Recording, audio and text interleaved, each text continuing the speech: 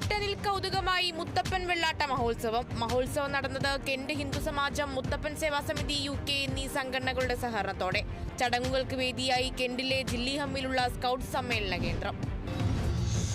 എറണാകുളം ചുറ്റുള്ളിപ്പറമ്പ് സ്നേഹദീപം വയോജന കൂട്ടായ്മയുടെ വയോജന ദിനാഘോഷം സംഘടിപ്പിച്ചു.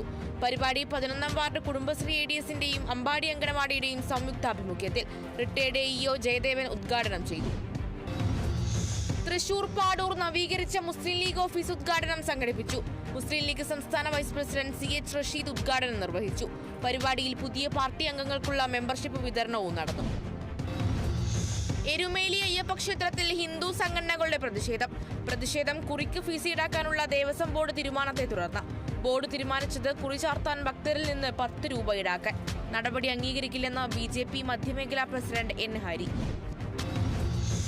കോട്ടയത്ത് നിർത്തിയിട്ട KSRTC ബസ് പിന്നോട്ടുരുണ്ട അപകടം.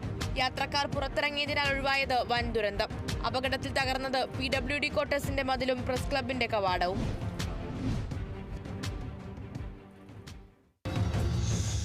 ബ്രിട്ടനിൽ കൗതുകമായി മുത്തപ്പൻ വെള്ളാട്ട മഹോത്സവം നടന്നത് കെന്റ് ഹിന്ദു സമാജം, മുത്തപ്പൻ സേവാ സമിതി UK എന്നീ സംഘടനകളുടെ സഹകരണത്തോടെ.